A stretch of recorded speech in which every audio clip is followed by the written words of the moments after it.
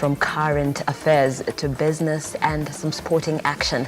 I am Nelima. Welcome to the broadcast. Before we get into the business, let's have the highlights. The news headlines in association with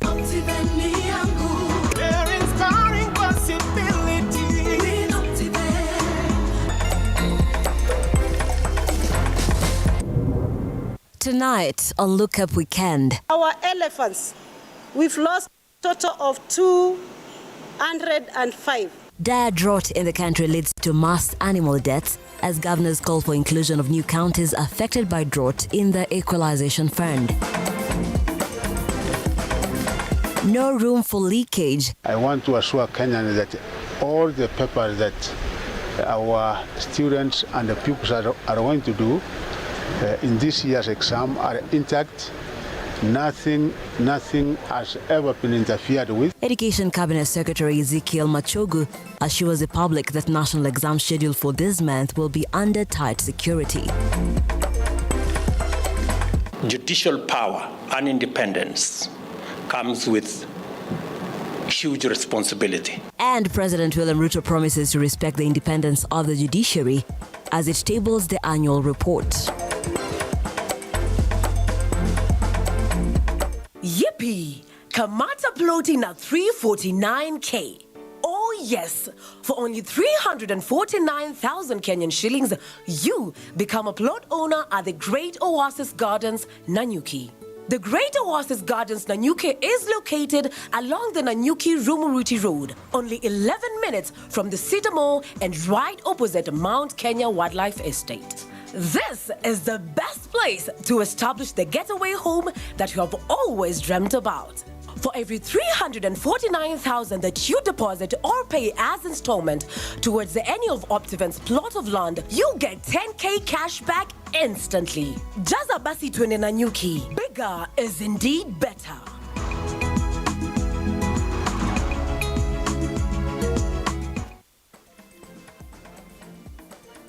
Once more, welcome to the broadcast. This is Look Up Weekend. Do let us know where you're watching as from using the hashtag #LookUpWeekend at Lookuptv on Twitter, Lookuptv on Facebook, and Lookuptv on our YouTube channel. Our sign language interpreter tonight is Felista Adundo. And do stay with us as we bring you the latest. And we begin. Education Cabinet Secretary Ezekiel Machogu has assured the country that there will be no exam leakage as learners continue to prepare for the end-of-year national examinations. Speaking after attending the CBC task force in Nanyuki, the CS said that the two people who have been arrested after they were found cheating and they will have exam papers that they intended to sell to pupils is a clear indicator that all eyes are open. As the country moves towards the national exams, Education CS Ezekiel Machogu has said that his ministry is keen to protect the credibility of exams across the country. Machogu, who spoke in Nanyuki after attending the CBC task force, has advised learners to continue revising, stressing that there will be no exam leakage. We have come up with all the national arrangements for the 3 exams that we are undertaking this year, which are starting with the effect of 21st of November this year. The security arrangements and manning of exams, we have all those arrangements in place. And there is something you might have seen about 2 weeks ago where 3 guys, one of them being a university student, were actually caught red-handed sharing bogus examination papers. I want to assure Kenyans that all the papers that our students and the pupils are going to do in this year's exam are intact. Nothing has ever been interfered with. On transition of junior secondary school by the grade 6, Machogu said that the CBC task force will give an initial report on what are the suggestions of Kenyans as he called on the public to continue giving their views. The Constitution is clear that there must be public participation because we are now in level 6 and we will be able to take into consideration the fuel that has been advanced and given by the Kenyans, and I'm sure that come December we will be able to have an answer what Kenyans have said, because the initial report will be presented to His Excellency the President in December, and following the outcome of that report, we will then be able to know whether grade 6 and 7 will be domiciled in primary or secondary. That will depend entirely on what the Kenyans say. Machogu later visited Nanyuki High School, where he opened 2 CBC classrooms constructed by the government. Brian Amuai, Lookuptv. Now let's keep up with the status of the drought in the country. Different wildlife species in national parks and reserves have been severely affected by the drought crisis due to insufficient food resources and water. The Tourism Ministry has now invited partners across the country to supplement the provision of food and water as the national government continues to provide aid to alleviate the drought effects.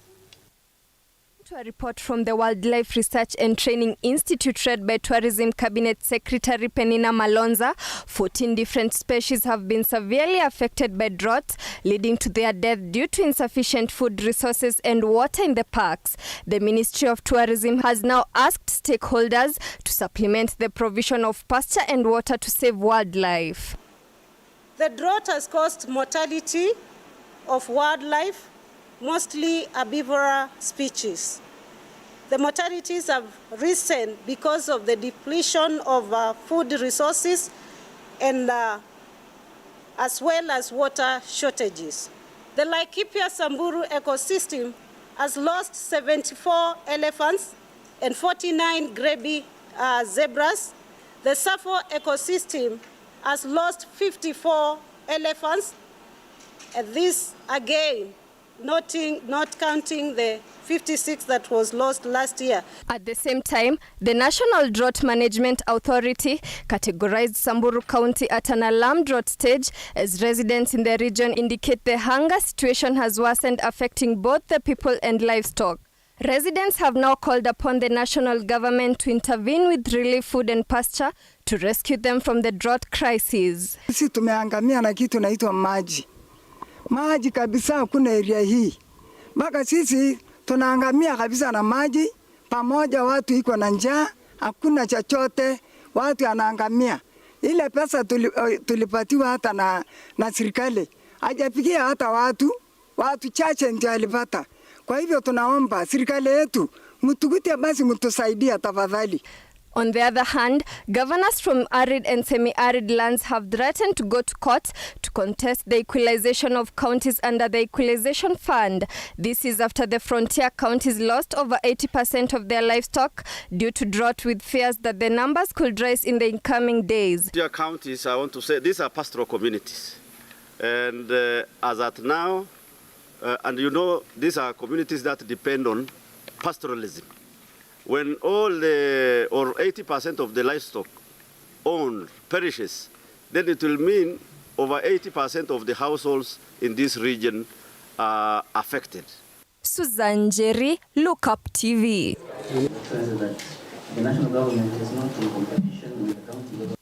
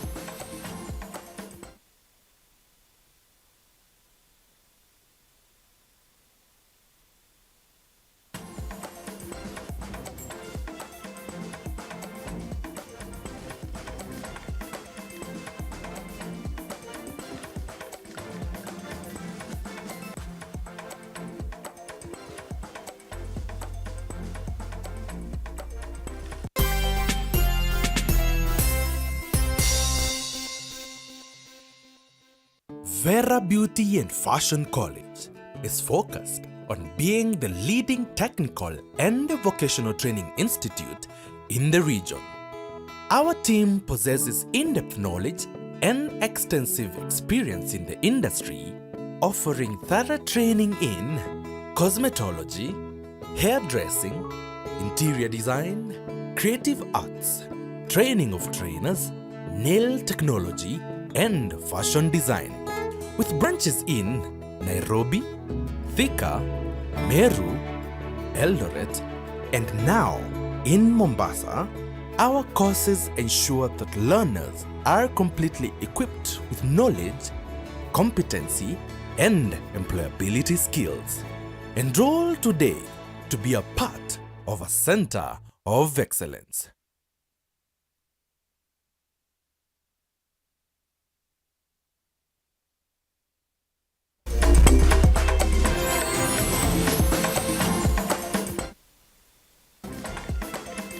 Welcome back, and let's continue informing you. Our apologies for that hitch right there.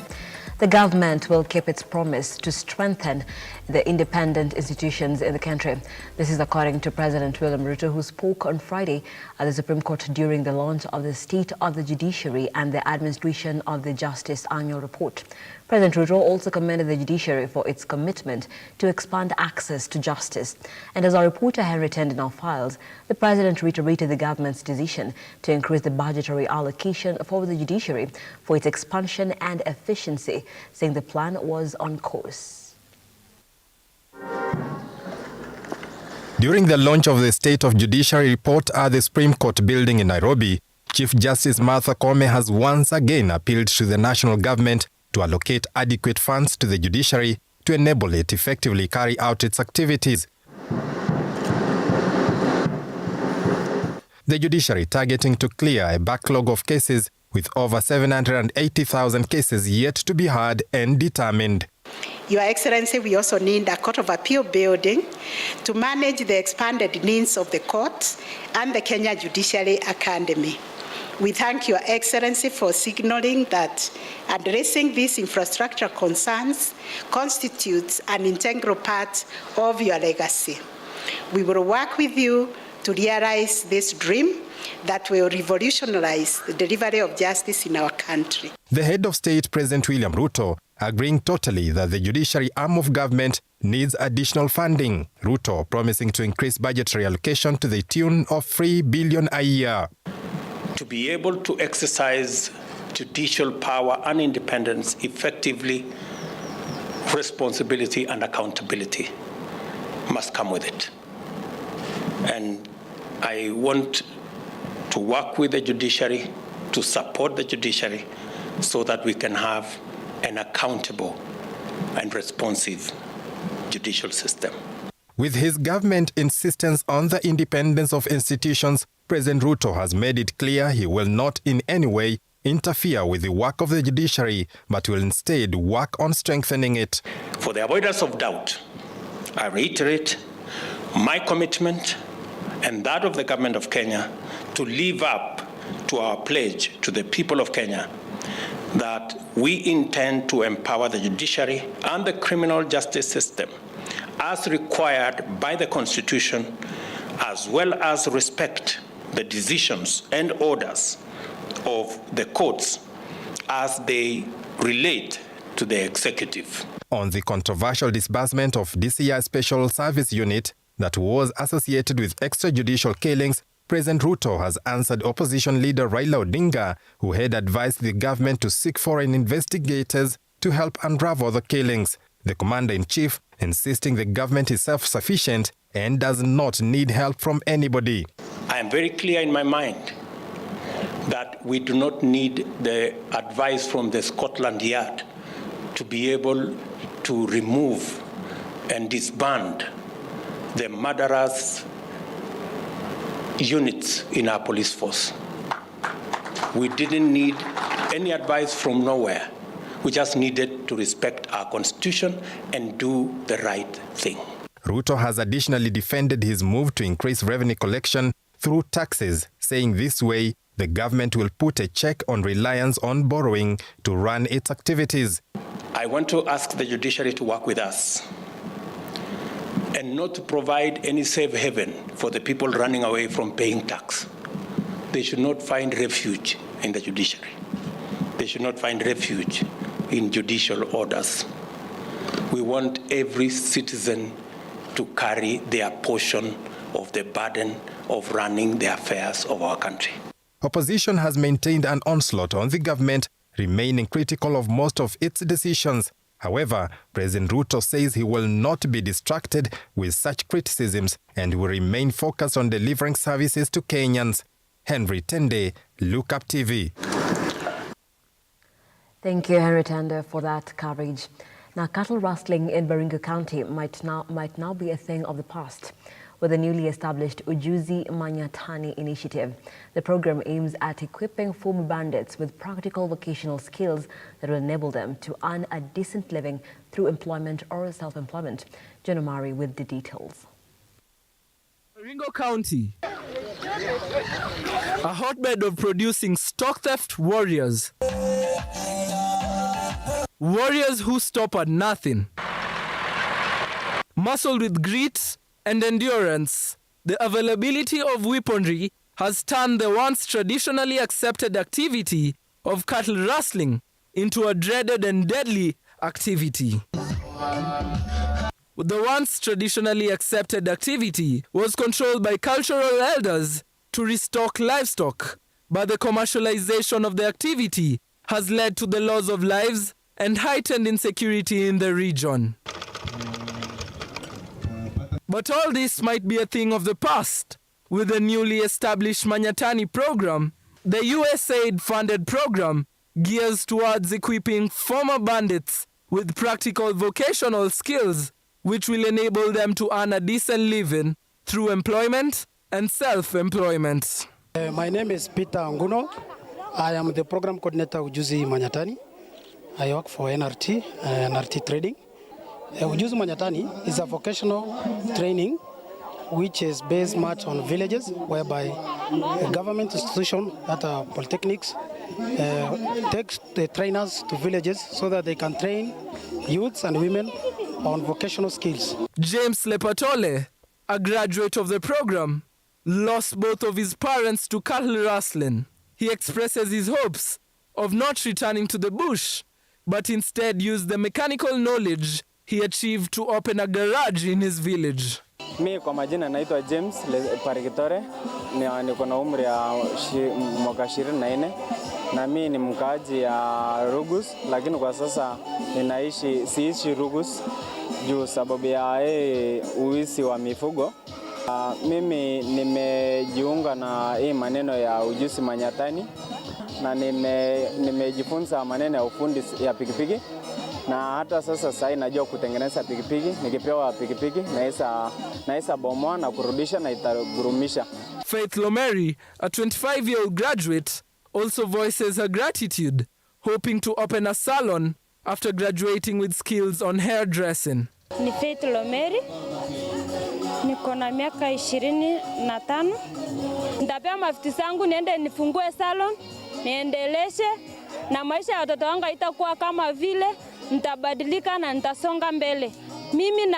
Mimi nashukuru tu hii community ya NRT, muendelee mtuongeze hizi makoses, hao wenye hawajasoma na wenye walisoma wapate kwenda mbele, maisha yao isikue kama vile. Na kila mtu akue na maisha mzuri. Paul Mketuku lauded the program for bringing peace and stability to the region, while also requesting for more courses to be included. Kozi zingine kama ile ya kuendesha magari, kama ile mnaitwa excavator ama ile inaitwa katapila, atusaidie kwa wenye wataanza sasa kusoma kwa hiyo shule sasa. As the people of Baringo now adopt new ways of life, the beam of hope that lies within the Ujuzi Manyatani initiative faces the test of time. If embraced by many, the county might change the narrative and maybe influence other counties for the better. John Omari, Lookuptv. Indeed, a very beautiful story and one with a lot of hope for the young people in the Turkana Baringo region, Baringo County. Thank you, John Omari, for that story. Now, Kenya University Staff Union, KUSU, has criticized the government's admission and funding of students in private universities at the expense of those in public universities. The Secretary General, Dr. Charles Mukwaya, claimed the move has reduced the number of intake in public institutions, making them underfunded. The union has called on the government to enroll qualified Form 4s this year to public universities and address the current financial constraints.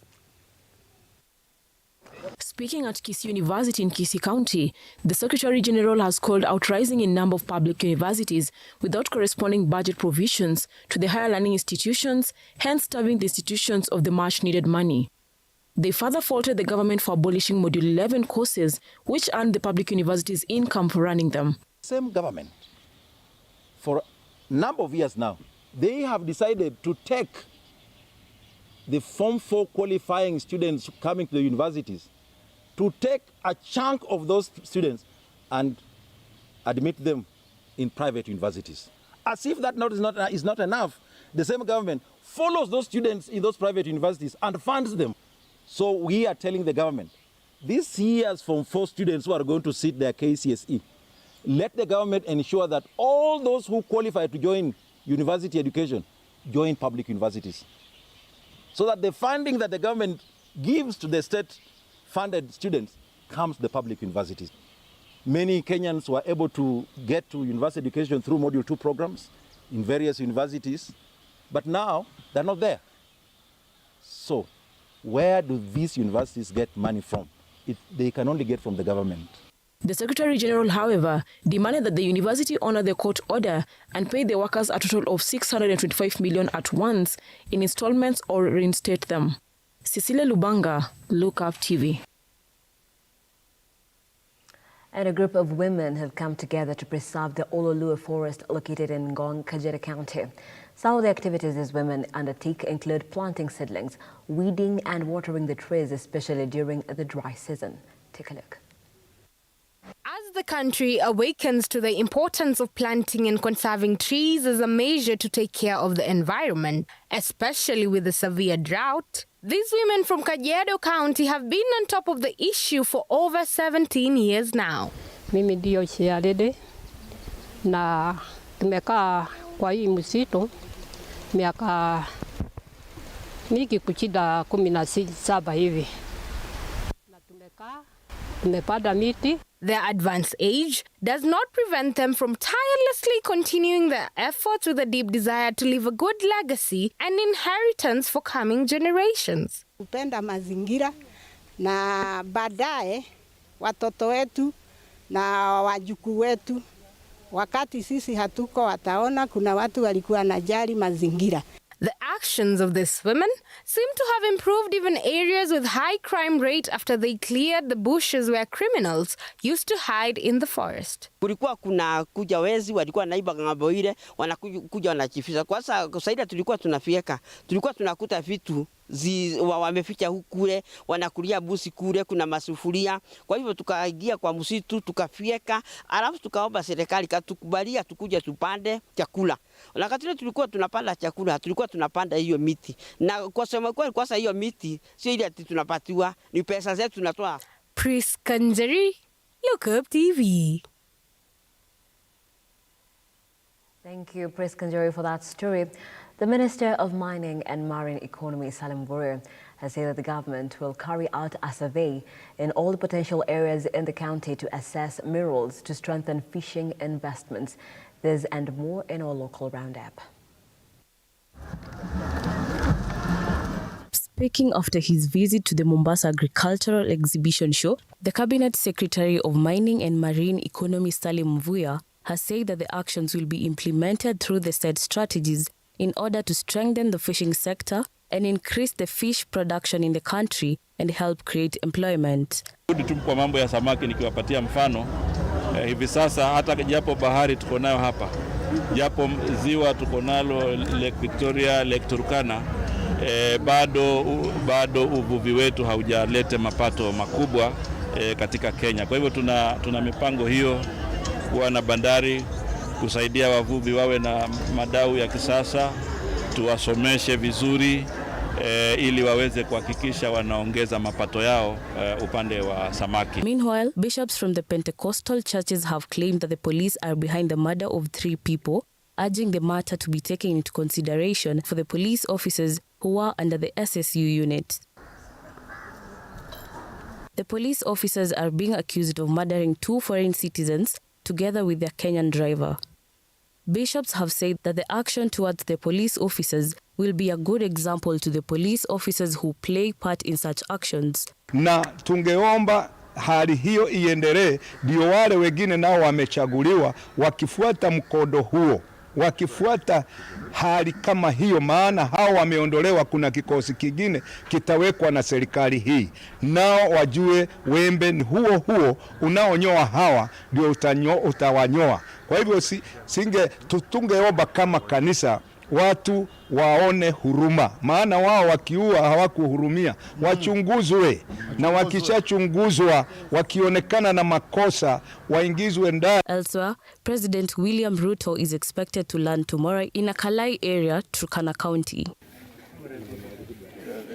The leaders of the county have praised William Ruto's visit to the Turkana County, saying that it will be a great opportunity for the president to talk on ways to solve the issues on security and hunger at the borders of Turkana, West Pokot, and Baringo County. Excellency the President, Dr. William Samoei Ruto, will be visiting Turkana County tomorrow, Saturday, and is coming to address the issues on the ravaging drought and insecurity.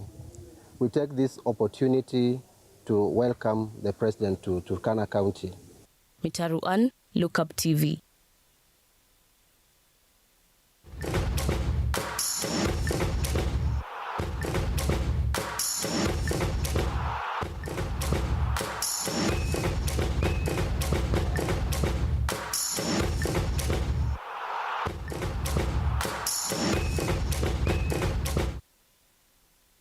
Time now to get sporty. Members of the KCB Football Club were taken through an integrity workshop ahead of the start of the 2020-2023 Premier League.